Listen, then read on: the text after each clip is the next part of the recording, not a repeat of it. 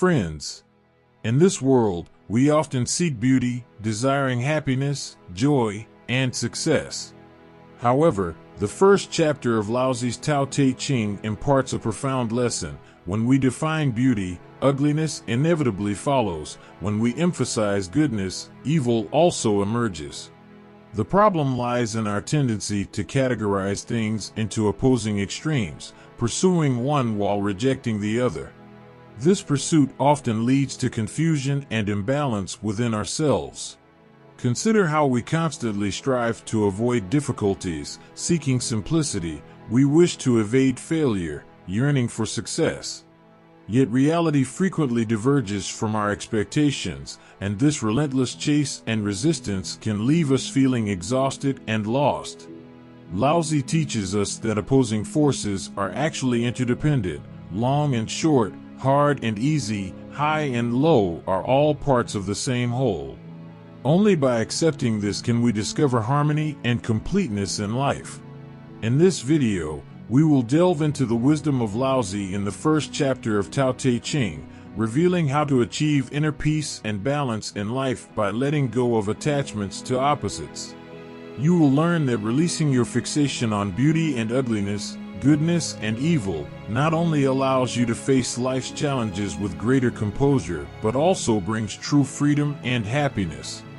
This wisdom is not difficult to practice. It simply requires us to embrace and accept the multifaceted nature of life in our daily experiences.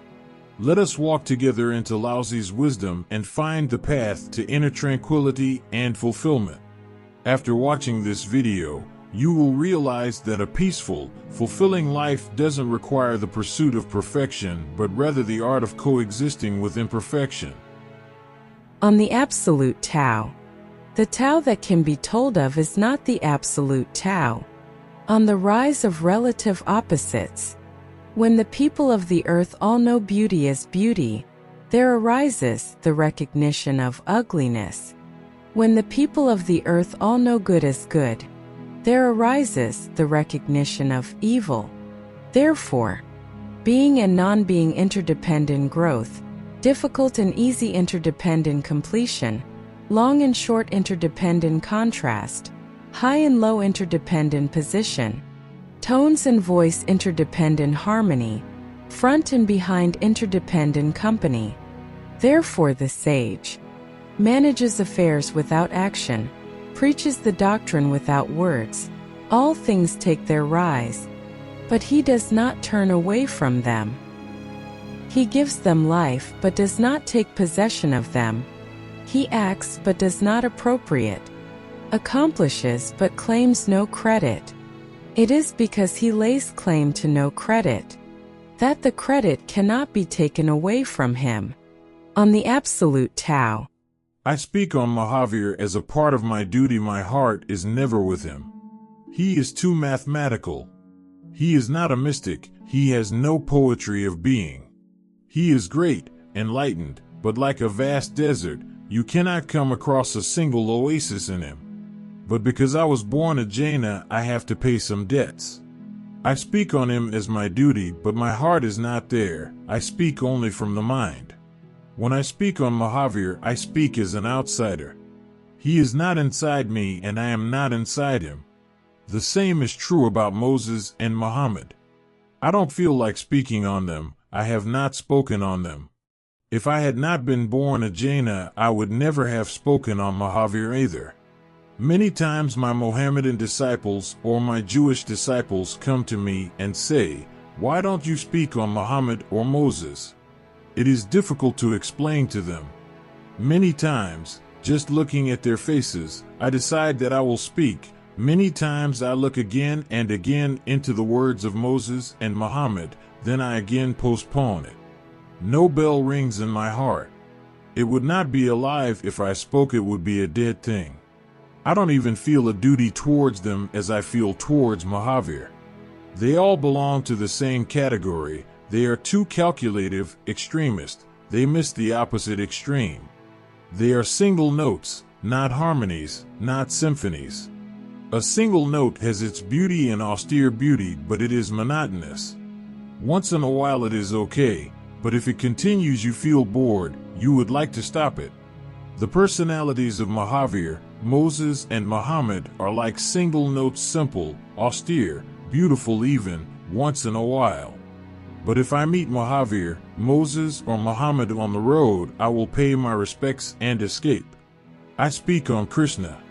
He is multidimensional, superhuman, miraculous, but seems to be more like a myth than a real man. He is so extraordinary that he cannot be.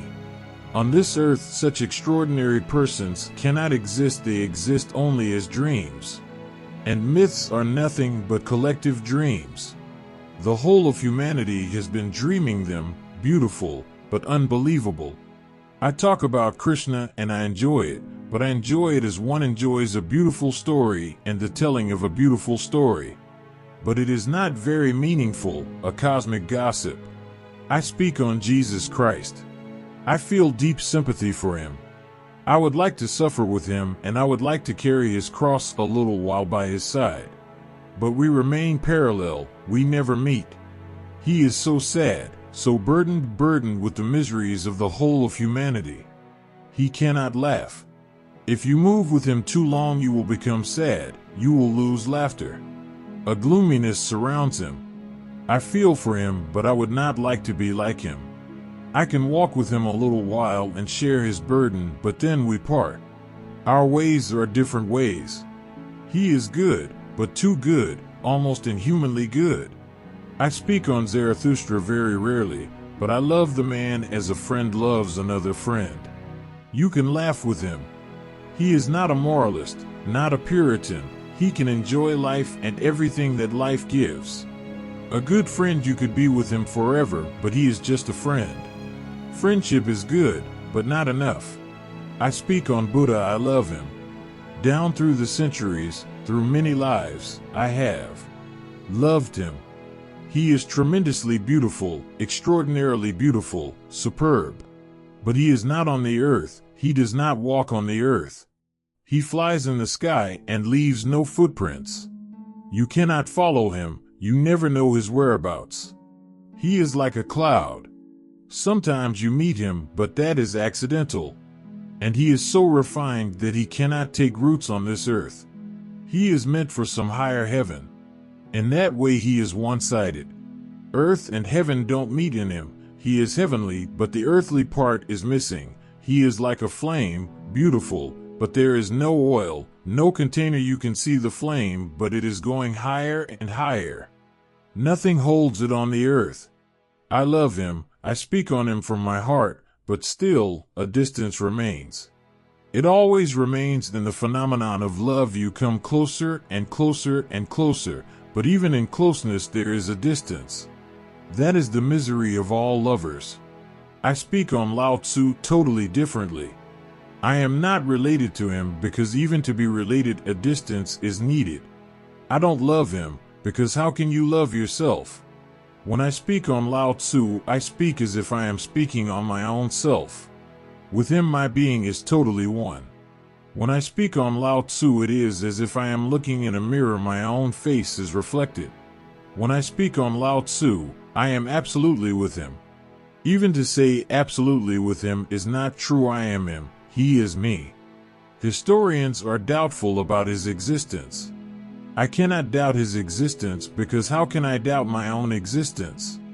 The moment I became possible, he became true to me. Even if history proves that he never existed, it makes no difference to me. He must have existed because I exist. I am the proof. During the following days, when I speak on Lao Tzu, it is not that I speak on somebody else. I speak on myself as if Lao Tzu is speaking through a different name, a different Namarupa, a different incarnation. Lao Tzu is not like Mahavir, not mathematical at all, yet he is very, very logical in his madness. He has a mad logic. When we penetrate into his sayings you will come to feel it. It is not so obvious and apparent. He has a logic of his own, the logic of absurdity, the logic of paradox, the logic of a madman. He hits hard. Mahavir's logic can be understood even by blind men. To understand Lao Tzu's logic you will have to create eyes. It is very subtle. It is not the ordinary logic of the logicians. It is the logic of a hidden life, a very subtle life. Whatsoever he says is on the surface absurd. Deep down there lives a very great consistency. One has to penetrate it. One has to change his own mind to understand Lao Tzu. Mahavir you can understand without changing your mind at all. As you are, you can understand Mahavir. He is on the same line. Howsoever much ahead of you he may have reached the goal, he is on the same line, the same track. When you try to understand Lao Tzu, he zigzags. Sometimes you see him going towards the east and sometimes towards the west, because he says east is west and west is east. They are together, they are one. He believes in the unity of the opposites. And that is how life is. So Lao Tzu is just a spokesman of life. If life is absurd, Lao Tzu is absurd. If life has an absurd logic to it, Lao Tzu has the same logic to it. Lao Tzu simply reflects life. He doesn't add anything to it. He doesn't choose out of it. He simply accepts whatsoever it is. It is simple to see the spirituality of a Buddha, very simple. It is impossible to miss it. He is so extraordinary. But it is difficult to see the spirituality of Lao Tzu. He is so ordinary, just like you. You will have to grow in understanding. A Buddha passes by you, you will immediately recognize that a superior human being has passed you. He carries the glamour of a superior human being around him. It is difficult to miss him, almost impossible to miss him. But Lao Tzu, he may be your neighbor. You may have been missing him because he is so ordinary, he is so extraordinarily ordinary. And that is the beauty of it. To become extraordinary is simple, only effort is needed, refinement is needed. Cultivation is needed. It is a deep inner discipline. You can become very, very refined, something absolutely unearthly, but to be ordinary is really the most extraordinary thing. No effort will help, effortlessness is needed.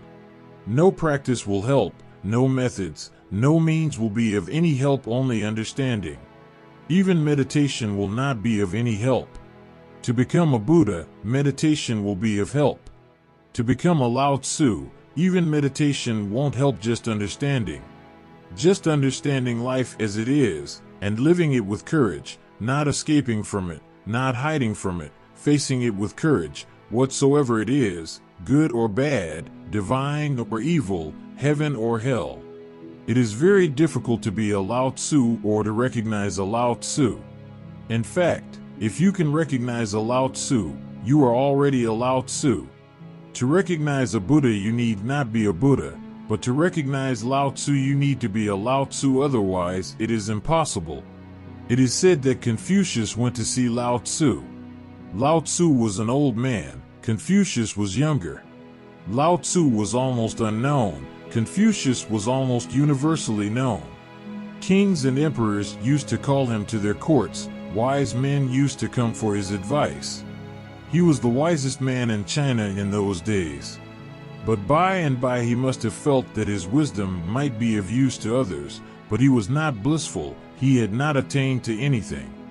He had become an expert, maybe helpful to others, but not helpful to himself. So he started a secret search to find someone who could help him. Ordinary wise men wouldn't do, because they used to come for his own advice. Great scholars wouldn't do, they used to come to ask him about their problems. But there must be someone somewhere, life is vast. He tried a secret search. He sent his disciples to find someone who could be of help to him, and they came with the information that there lived a man, nobody knew his name, he was known as the old guy. Lao Tzu means the old guy. The word is not his name, nobody knows his name. He was such an unknown man that nobody knows when he was born, nobody knows to who his father was or who his mother was. He had lived for 90 years, but only very rare human beings had come across him, very rare, who had different eyes and perspectives with which to understand him. He was only for the rarest, so ordinary the man, but only for the rarest of human minds. Hearing the news that a man known as the old guy existed, Confucius went to see him. When he met Lao Tzu, he could feel that here was a man of great understanding, great intellectual integrity, great logical acumen, a genius. He could feel that something was there, but he couldn't catch hold of it. Vaguely, mysteriously, there was something. This man was no ordinary man, although he looked absolutely ordinary. Something was hidden. He was carrying a treasure. Confucius asked, "What do you say about morality? What do you say about how to cultivate good character?" Because he was a moralist and he thought that if you cultivate a good character, that is the highest attainment. Lao Tzu laughed loudly and said, "If you are immoral, only then the question of morality arises. And if you don't have any character, only then you think about character. A man of character is absolutely oblivious of the fact that anything like character exists. A man of morality does not know what the word moral means. So don't be foolish. And don't try to cultivate. Just be natural." And the man had such tremendous energy that Confucius started trembling. He couldn't stand him. He escaped. He became afraid as one becomes afraid near an abyss. When he came back to his disciples, who were waiting outside under a tree, the disciples could not believe it. This man had been going to emperors, the greatest emperors, and they had never seen any nervousness in him. And he was trembling, and cold perspiration was coming, pouring out from all over his body. They couldn't believe it. What had happened? What had this man Lao Tzu done to their teacher? They asked him, and he said, "Wait a little. Let me collect myself. This man is dangerous." And about Lao Tzu he said to his disciples, "I have heard about great animals like elephants, and I know how they walk. And I have heard about hidden animals in the sea, and I know how they swim. And I have heard about great birds who fly thousands of miles away from the earth, and I know how they fly. But this man is a dragon. Nobody knows how he walks. Nobody knows how he lives. Nobody knows how he flies. Never go near him. He is like an abyss. He is like a death. And that is the definition of a master. A master is like death. If you come near him, too close, you will feel afraid. A trembling will take over. You will be possessed by an unknown fear, as if you were going to die." It is said that Confucius never came again to see this old man. Lao Tzu was ordinary in a way. And in another way he was the most extraordinary man. He was not extraordinary like Buddha. He was extraordinary in a totally different way. His extraordinariness was not so obvious, it was a hidden treasure. He was not miraculous like Krishna. He did not do any miracles, but his whole being was a miracle. The way he walked, the way he looked, the way he was. His whole being was a miracle. He was not sad like Jesus. He could laugh. He could laugh a belly laugh. It is said that he was born laughing. Children are born crying, weeping. It is said about him that he was born laughing. I also feel it must be true. A man like Lao Tzu must be born laughing. He is not sad like Jesus. He can laugh, and laugh tremendously, but deep down in his laughter there is a sadness, a compassion, a sadness about you, about the whole existence. His laughter is not superficial. Zarathustra laughs, but his laughter is different. There is no sadness in it. Lao Tzu is sad like Jesus and not sad like Jesus. Lao Tzu laughs like Zarathustra and doesn't laugh like Zarathustra.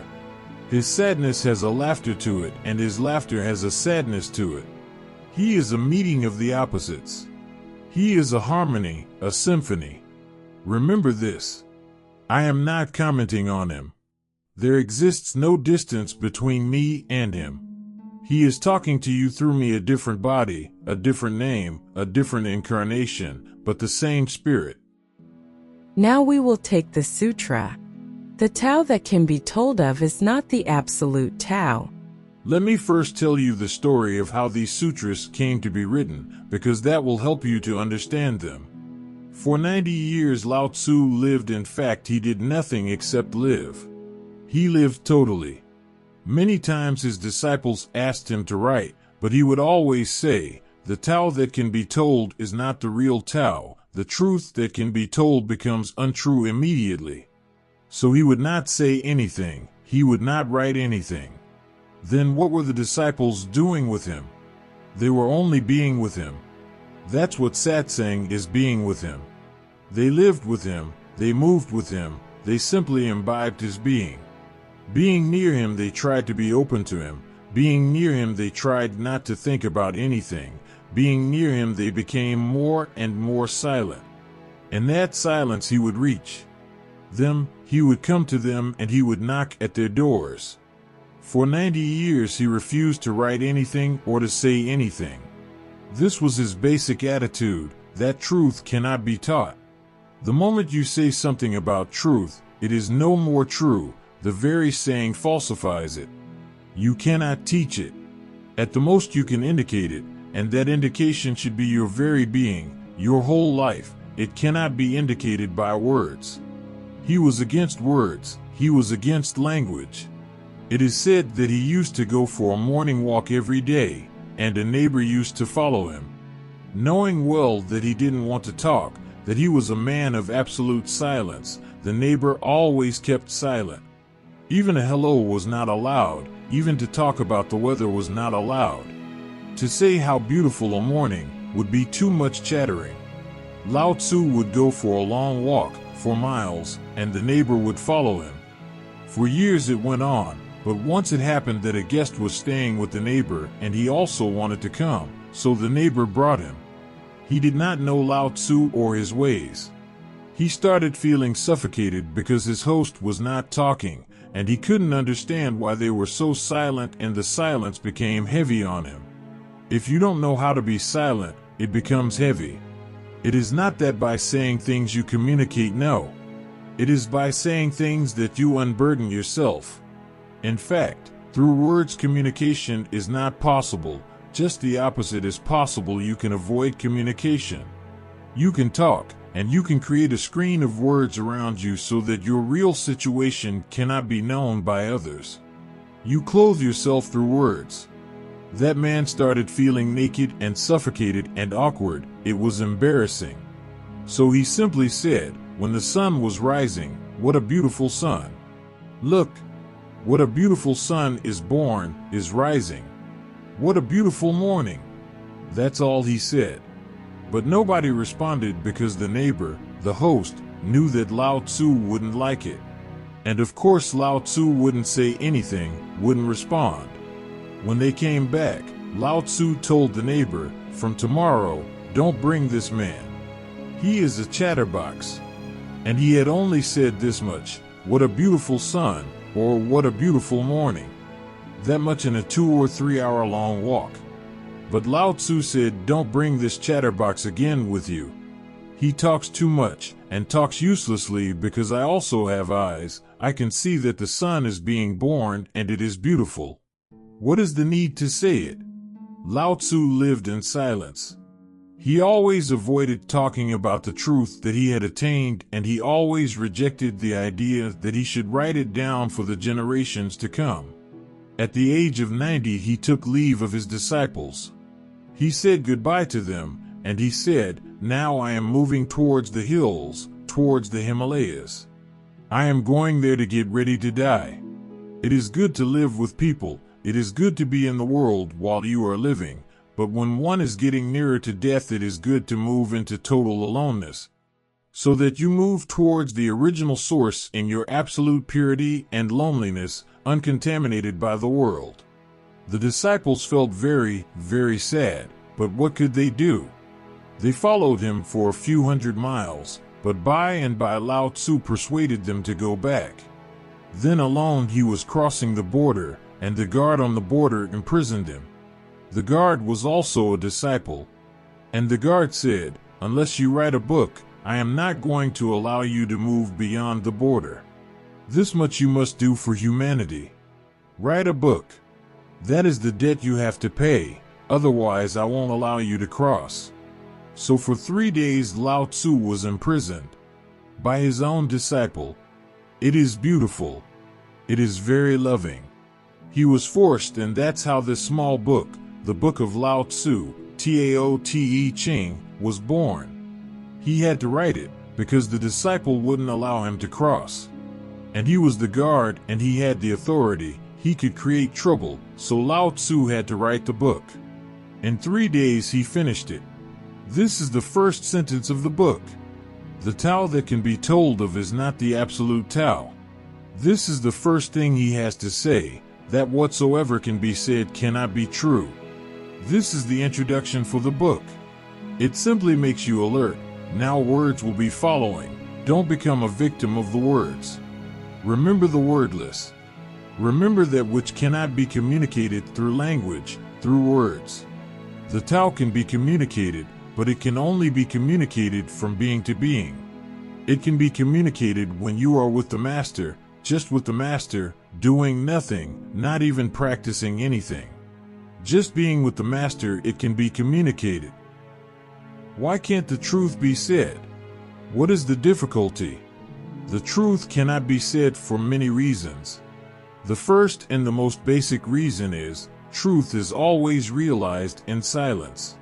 When your inner talk is stopped, then it is realized.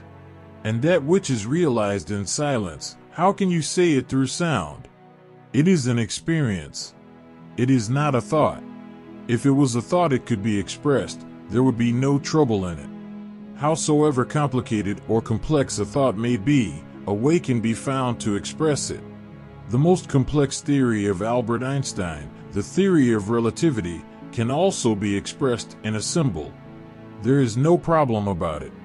The listener may not be able to understand it. That is not the point. It can be expressed.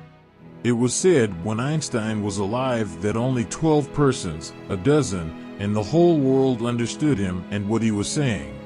But even that is enough. If even a single person can understand, it has been expressed. And even if a single person cannot understand right now, maybe after many centuries there will come a person who can understand it. Then too it has been expressed. The very probability that somebody can understand it, and it has been expressed. But truth cannot be expressed because the very reaching to it is through silence, soundlessness, thoughtlessness. You reach to it through no mind, the mind drops. And how can you use something which is a necessary condition has to drop before truth can be reached? Mind cannot understand, mind cannot realize, how can mind express? Remember it as a rule, if mind can attain, mind can express. If mind cannot attain to it, mind cannot express it. All language is futile. Truth cannot be expressed. Then what have all the scriptures been doing? Then what is Lao Tzu doing? Then what are the Upanishads doing? They all try to say something which cannot be said in the hope that a desire may arise in you to know about it.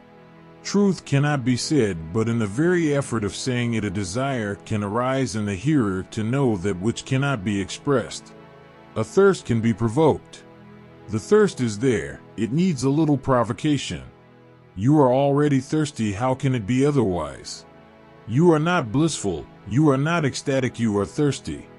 Your heart is a burning fire.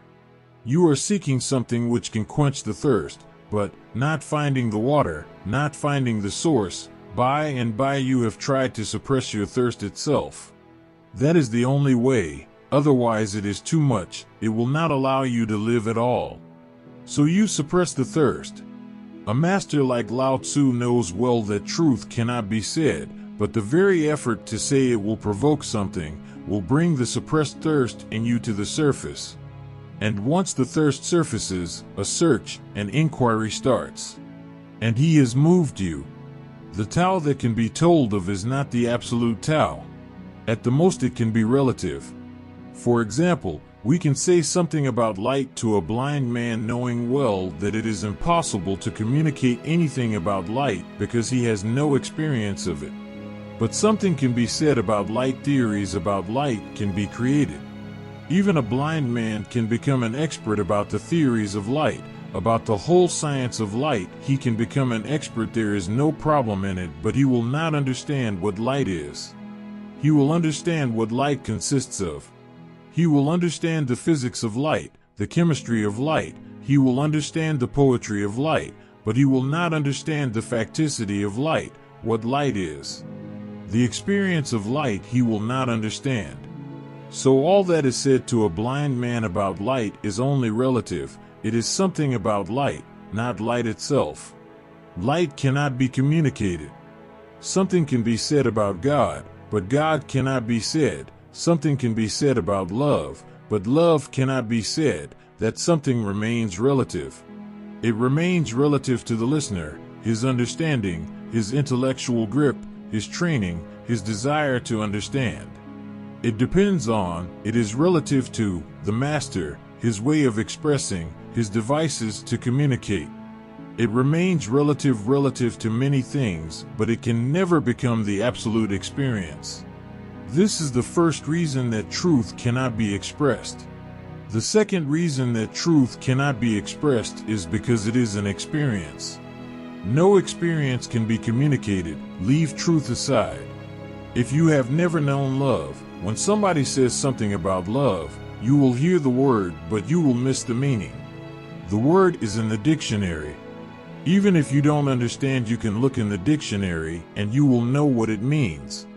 But the meaning is in you. Meaning comes through experience. If you have loved someone, then you know the meaning of the word love. The literal meaning is in the dictionary, in the language, in the grammar. But the experiential meaning, the existential meaning is in you. If you have known the experience, immediately the word love is no more empty, it contains something. If I say something, it is empty unless you bring your experience to it. When your experience comes to it, it becomes significant, otherwise it remains empty words and words and words. How can truth be expressed when you have not experienced it? Even in ordinary life, an unexperienced thing cannot be told. Only words will be conveyed. The container will reach you, but the content will be lost. An empty word will travel towards you. You will hear it and you will think you understand it because you know the literal meaning of it, but you will miss. The real, authentic meaning comes through existential experience. You have to know it. There is no other way. There is no shortcut. Truth cannot be transferred. You cannot steal it. You cannot borrow it. You cannot purchase it. You cannot rob it. You cannot beg it. There is no way. Unless you have it, you cannot have it. So what can be done? The only way, and I emphasize that the only way, is to live with someone who has attained to the experience. Just being in the presence of someone who has attained to the experience, something mysterious will be transferred to you, not by words. It is a jump of energy. Just as a flame can jump from a lit lamp to an unlit lamp, you bring the unlit lamp closer to the lit lamp, and the flame can jump. The same thing happens between a master and a disciple, a transmission beyond scriptures, a transmission of energy, not of message, a transmission of life, not of words. The Tao that can be told of is not the absolute Tao. Remember this condition. Now enter the sutras. When the people of the earth all know beauty is beauty, there arises ugliness. When the people of the earth all know the good is good, there arises evil. Laozi is the absolute anarchist. He says, the moment you start thinking of order, disorder arises. The moment you think of God, the devil is already present there, because thinking can only be of the opposites. Thinking can be only of the duality. Thinking has a deep dichotomy in it. Thinking is schizophrenic. It is a split phenomenon. That's why there is so much insistence on attaining to a non-thinking state, because only then will you be one. Otherwise you will remain two, divided, split, schizophrenic. In the West, schizophrenia has become by and by more and more common, because all the Western religions are deep down schizophrenic. They divide. They say God is good. Then where to put all the evil? God is simply good, and he cannot be bad, and there is much that is bad in life. Where to put that badness? So a devil is created. The moment you create a God, immediately you create a devil. I must tell you, Lao Tzu never talks about God, never. Not even a single time does he use the word God, because once you use the word God, the devil immediately enters through the same door. Open the door, they both come in together. Thinking is always in opposites. When the people of the earth all know beauty is beauty, there arises the recognition of ugliness. The world will be beautiful when people have forgotten about beauty, because then there will be no ugliness. The world will be moral when people have completely forgotten the word moral, because then there will be no immorality. The world will be in order when there is nobody to enforce it, nobody who is trying to create order. All those who try to create order are the mischief makers, they create disorder. But it is difficult to understand. It is difficult because our whole mind has been trained by these schizophrenic thinkers. They say, choose God and reject the devil, be good, don't be bad. And the more you try to be good, the more you feel your badness inside. Have you ever observed that saints who are trying to be absolutely virtuous are too conscious of their sins? Then read Augustine's Confessions. A whole life trying to be a saint, then there arises the recognition of sin. The more you try to be a saint, the more you will feel you are encircled by sins. Try to be good, and you will feel how bad you are. Try to be loving, and you will come across hatred, anger, jealousy, possessiveness. Try to be beautiful, and you will become more and more aware of how ugly you are. Drop the dichotomy.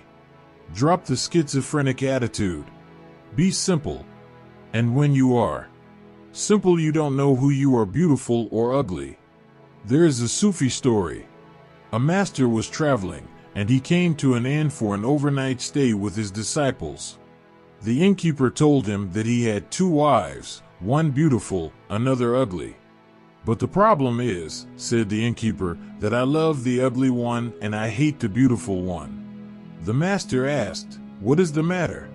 What is the reason for it?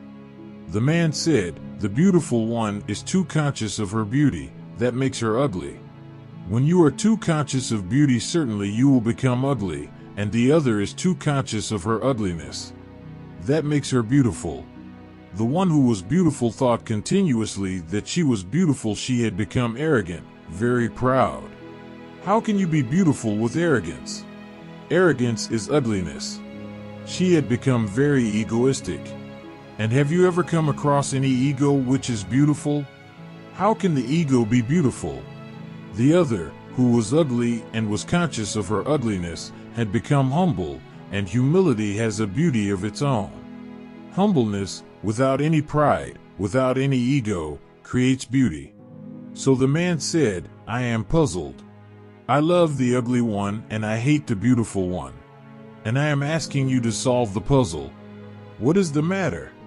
Why is it happening? The master called all his disciples and said, you also come, because this is really something to be understood. And he said exactly what Lao Tzu is saying. To his disciples he also said, don't be proud that you know. If you know that you know, you are ignorant. If you know that you don't know, you are wise. An absolutely simple man does not know either way, whether he knows or doesn't know. He lives completely unself-consciously. Now, I would like to prolong the story a little longer. It stops there.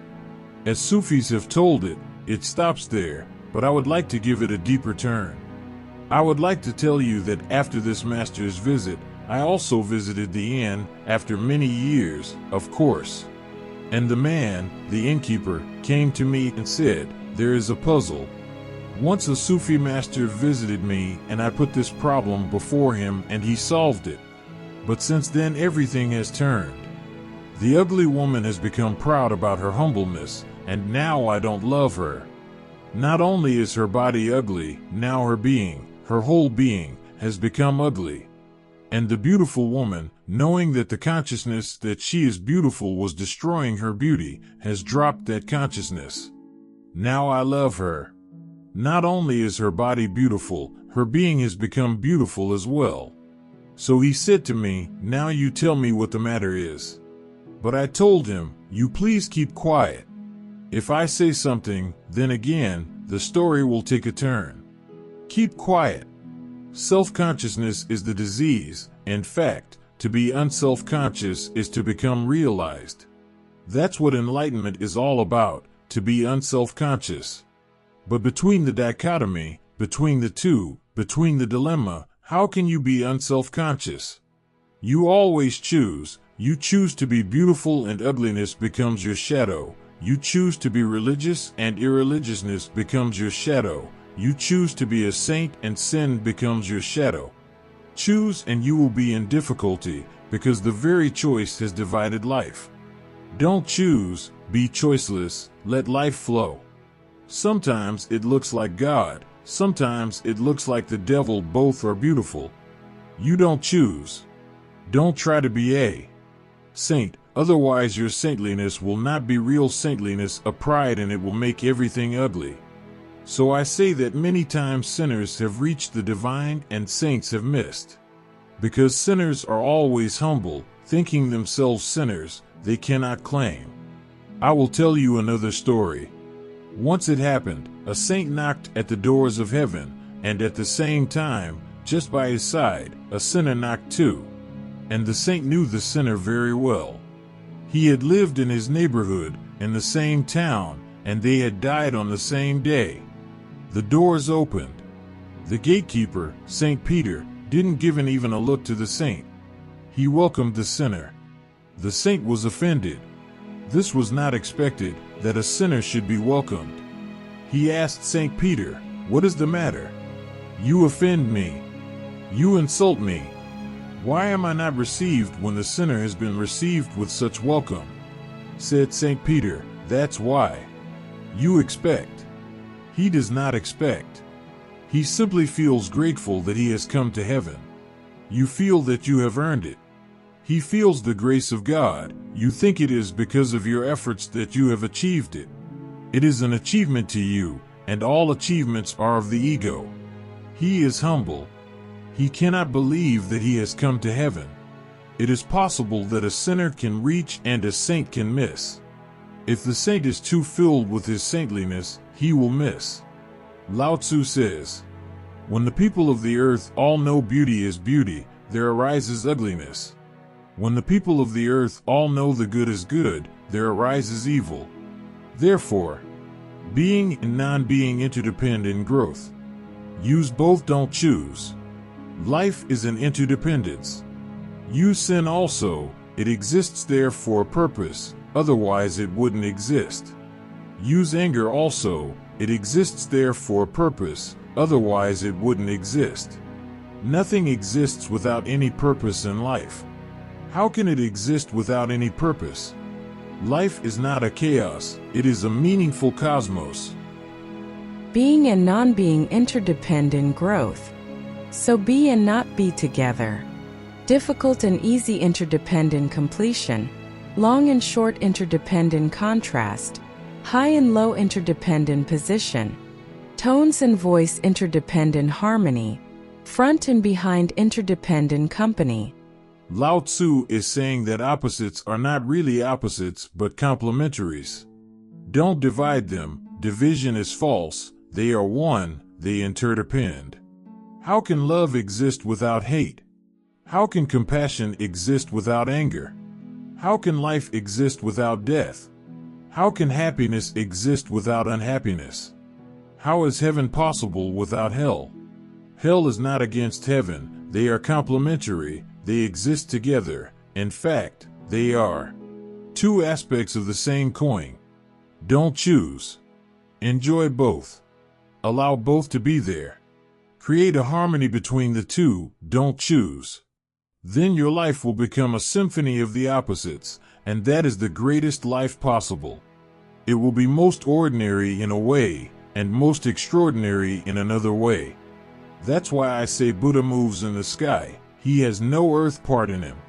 Lao Tzu is both earth and heaven together. Buddha, even in his perfection, seems to be incomplete. Lao Tzu, even in his incompletion, is complete, perfect. You understand me? Try to dig it. Buddha in his perfection is still incomplete, the earth part is missing.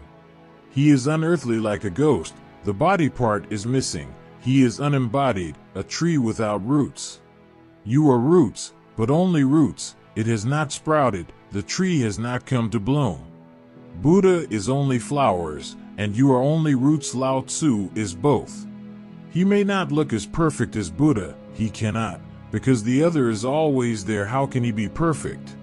But he is complete. He is total. He may not be perfect, but he is total. And these two words have to be remembered always. Don't try to be perfect, try to be total. If you try to be perfect, you will follow Buddha, you will follow Mahavir, you will follow Jesus. If you try to be total, only then can you have the feeling of what it means to be near Lao Tzu, what it means to follow Tao. Tao is totality. Totality is not perfect, it is always imperfect because it is always alive. Perfection is always dead. Anything that becomes perfect is dead. How can it live? How can it live when it has become perfect? It has no need to live. It has denied the other part. Life exists through the tension of the opposites, the meeting of the opposites. If you deny the opposite, you can become perfect, but you will not be total, you will miss something. Howsoever beautiful Buddha is, he misses something. Lao Tzu is not so beautiful, not so perfect. Buddha and Lao Tzu are both standing before you. Lao Tzu will look ordinary and Buddha extraordinary, superb. But I tell you, thousands of Buddhas exist in Lao Tzu. He is deeply rooted in the earth, he is rooted in the earth, and he is standing high in the sky. He is both heaven and earth, a meeting of the opposites. There are three words to be remembered. One is dependence, another is independence, the third is interdependence. Buddha is independent. You are dependent. A husband depended on his wife, a father depended on his son, an individual depended on society. Thousands of dependencies. You are dependent. A Buddha stands like a peak independent. He has cut all the ties with the world, with the wife, with the child, with the father. Everything he has cut. He has renounced all. A pillar of independence. You are part, Buddha is part, the other part. You may be ugly, he is beautiful. But his beauty exists only because of your ugliness. If you disappear, Buddha will disappear. He looks wise because of your stupidity. If you become wise, he will no more be wise. Lao Tzu is the phenomenon of interdependence because life is interdependent. You cannot be dependent. You cannot be independent. Both are extremes. Just in the middle, where life is a balance, is interdependence. Everything exists with everything else. Everything is interconnected. Hurt a flower and you hurt a star. Everything is interconnected. Nothing exists like an island. If you try to exist like an island, it is possible, but it will be an unearthly phenomenon, almost a myth, a dream. Lao Tzu believes in interdependence. He says, take everything as it is, don't choose. It seems to be simple and yet the most difficult thing, because the mind always wants to choose. The mind lives through choice. If you don't choose, the mind drops. This is the way of Lao Tzu. How to drop the mind? Don't choose. That's why he never prescribes any meditation, because then there is no need for any meditation. Don't choose, live life as it comes. Float. Don't make any effort to reach anywhere. Don't move towards a goal. Enjoy the moment in its totality and don't be bothered by the future or the past. Then a symphony arises within your soul, the lowest and the highest meet in you, and then you have a richness. If you are only the highest, you are poor, because you are like a hill which has no valleys. It is a poor hill. Valleys give depth and valleys give mystery, and valleys abides the very poetry. The peak is arithmetical, it is plain. In the valley move the shadows, the mysteries. Without a valley a peak is poor, and without a peak a valley is poor, because then there is only darkness. The sun never visits it, it is damp and gloomy and sad. The richest possibility is to be a peak and a valley together. Somewhere Nietzsche says, Nietzsche had one of the most penetrating minds that has ever been possessed by any human being. Because of that penetration, he became mad. It was too much. The mind was too much. He couldn't contain it. He says that a tree that wants to reach to the sky has to go to the deepest earth. The roots have to go to the very hell, deep down. Only then can the branches, the peak, reach to the heaven. The tree will have to touch both, the hell and the heaven, the height and the depth both. And the same is true for the being of man. You have, somehow, to meet the devil and the divine both in your innermost core of being.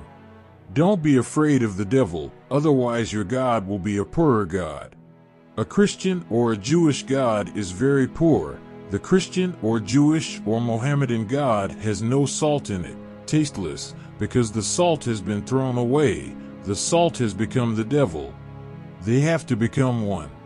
An organic unity exists in existence between the opposites, being and non-being, difficult and easy, long and short, high and low.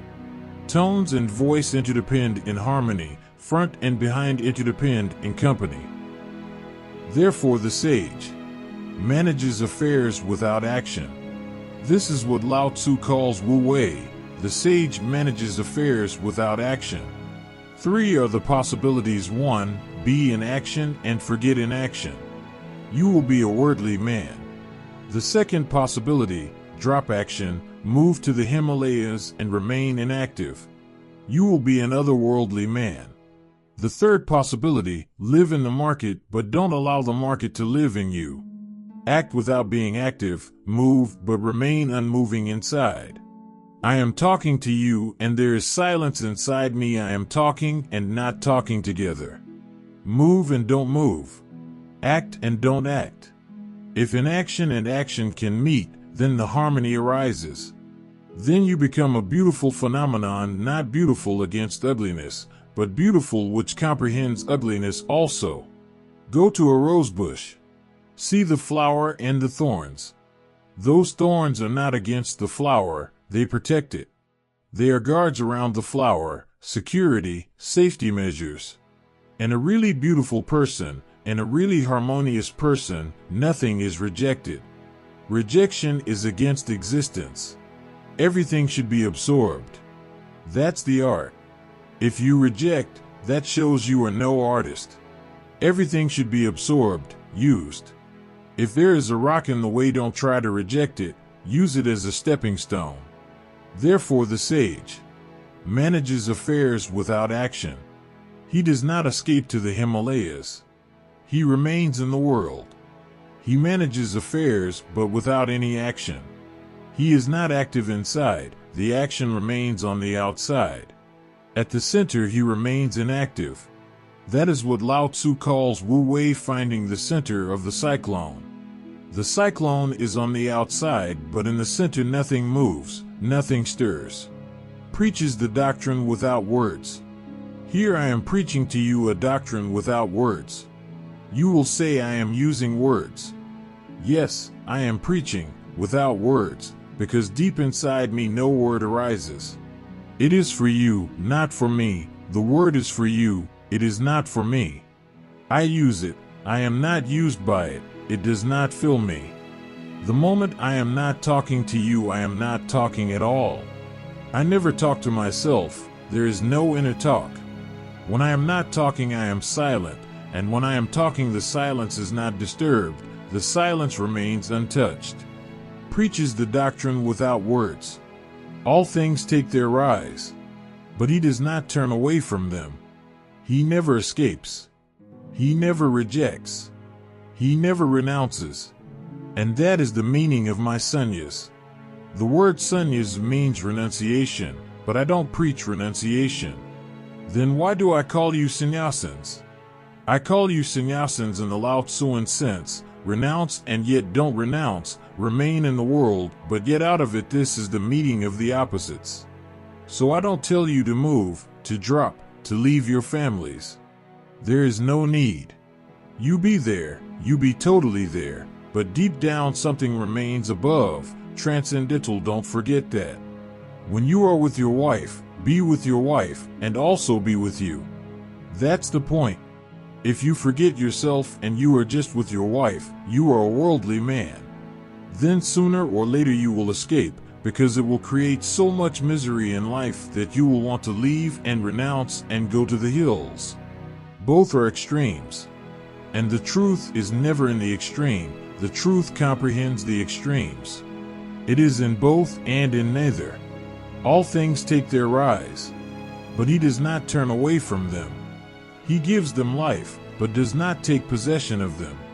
Love your children, but don't possess them. Love your wife and your husband, but don't possess them. The moment you possess, you don't know, deep down you have been possessed. The moment you possess, you have been possessed.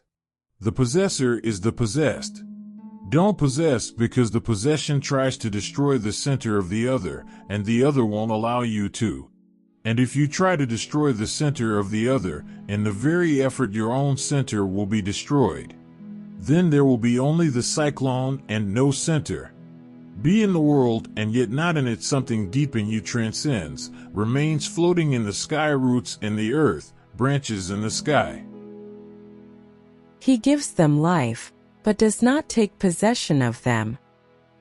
He acts but does not appropriate, accomplishes but claims no credit. He simply lives, as part of the whole. How can he claim any credit? He simply lives as a part of this organic unity, this existence, this thusness. He is part of it. How can he claim? How can a wave claim anything? The wave is just a part of the ocean. He acts, but does not appropriate, accomplishes, but claims no credit. It is because he lays claim to no credit that the credit cannot be taken away from him. This is the absurd logic of Lao Tzu. He is absolutely logical, but he has a logic of his own. He says, it is because he lays claim to no credit that the credit cannot be taken away from him. If you claim, the claim can be disproved. If you don't claim, how can the claim which has not been claimed at all be disproved?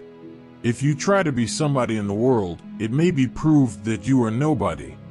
It will be proved, because everybody is trying to be somebody and everybody is a competitor in that claim. But if you don't claim, you remain a nobody. How can this be disproved? In your nobodiness you become somebody, and nobody can disprove it and nobody can compete with it. If you try to be victorious, you will be defeated. Ask the Alexanders and the Napoleons and the Hitlers. If you try to be victorious, you will be defeated. Says Lao Tzu, don't try to be victorious, then nobody can defeat you. A very subtle logic, the logic of life itself. Don't claim, and your claim is absolutely fulfilled. Don't try to be victorious, and your victory is absolute. Don't try, just be. And all that you can try for will come to you by itself, on its own accord. A man who has not asked for anything, who has not been trying to be successful in any way, who has not been striving for any ambition to be fulfilled, suddenly finds that all is fulfilled. Life itself comes to him to share its secrets, to share its riches. Because a man who remains without claim becomes emptiness. Into that emptiness life goes on pouring its secrets and riches. Life abhors a vacuum. If you become empty, everything will come on its own accord. Trying, you will fail. Not trying, success is absolutely certain. I am not saying that if you want to be successful, don't try. No, I am not saying that. It is not a result, it is a consequence. And you have to understand the difference between a result and a consequence. When you listen to Lao Tzu or to me, of course you understand the logic that if you try to be victorious, you will be defeated because there are millions of competitors. How can you succeed in this competitive world? Nobody ever succeeds. Everybody fails. And everybody fails absolutely, there is no exception. And then Lao Tzu says that if you don't try to succeed, you will succeed. Your mind becomes greedy, and your mind says, that's right. So this is the way to succeed.